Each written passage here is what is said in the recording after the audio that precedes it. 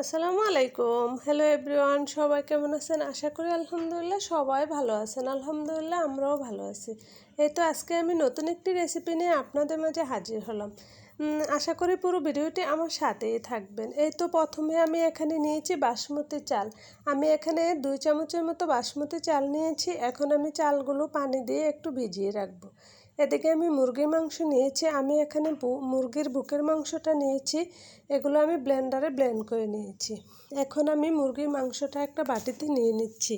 এ তো বাটিতে এখন আমি দিয়ে দেবো এখানে পেঁয়াজ। আমি এখানে 2টার মতো পেঁয়াজ দিয়েছি। আর দিয়ে দেবো কিছুটা কাঁচামরিচ। এখন আমি এখানে দিয়ে দিচ্ছি গাজর। গাজরগুলো আমি কুচি করে কেটে নিয়েছি। এখন আমি এখানে ধনেপাতা বাটা দিয়েছি। এখন আমি এখানে দিয়ে দেব আদা রসুন বাটা। আর দিয়ে দেব হাফ চামচের মতো গরম মশলার গুঁড়া, হাফ চামচ দিয়ে দেব জিরার গুঁড়া।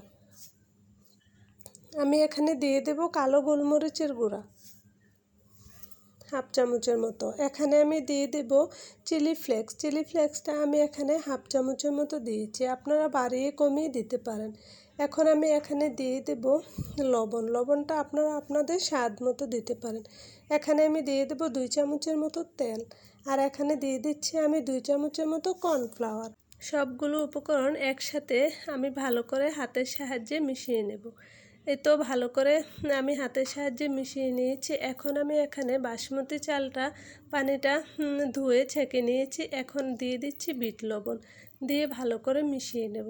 ভালো করে মিশিয়ে নেওয়া হয়ে গেলে একটা সাইডে রেখে দেব। এদিকে হাতে একটু তেল লাগিয়ে নিয়েছি। আর মাংসর যে পুরটা এখন আমি এটাকে হাতের সাহায্যে ছোট্ট বলের মতো করে নেব। বলের মতো করে আমি বাসমতি চালে এভাবে ঘুরিয়ে ঘুরিয়ে লাগিয়ে নেব। বলের গায়ে ভালো করে চালটাকে লাগিয়ে নিতে হবে। এই তো আবারও আমি আরেকটা হাতের সাহায্যে বল বানিয়ে নিচ্ছি। আপনাদের সুবিধার্থে আমি আরও একটা বানিয়ে দেখাচ্ছি।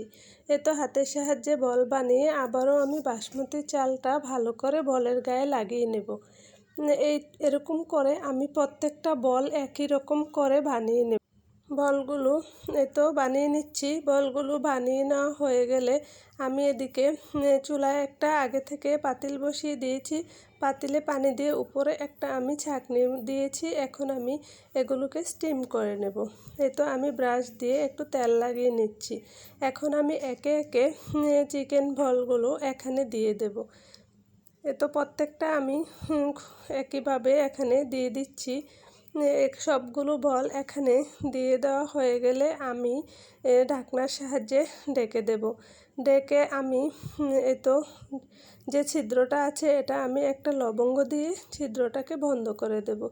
দিয়ে আমি 20 মিনিটের মতো সিদ্ধ করে নেব। এদিকে আমি এখানে একটু সুন্দর দেখানোর জন্য ফুড কালার দিয়ে দিচ্ছি। এ তো দিয়ে এখানে আমি দিয়ে দিচ্ছি টুথপিক দিয়ে প্রত্যেকটা বল আমি নামিয়ে নেব। টুথপিক দেওয়ার কারণটা হচ্ছে বলটা উঠাতে খুব সহজ হবে, হাতেও গরমটা লাগবে না। আর বলটা যখন বাচ্চারা খাবে তখন তো খুব সহজে খেতে পারবে, ওরা খুব আনন্দ করে খাবে, এজন্য আমি এটা দিয়েছি। আপনারা চাইলে নাও দিতে পারেন। এদিকে আমি সাথে একটা সস বানিয়ে নিয়েছি ধনেপাতা আর টক দই আর কাঁচামরিচ দিয়ে।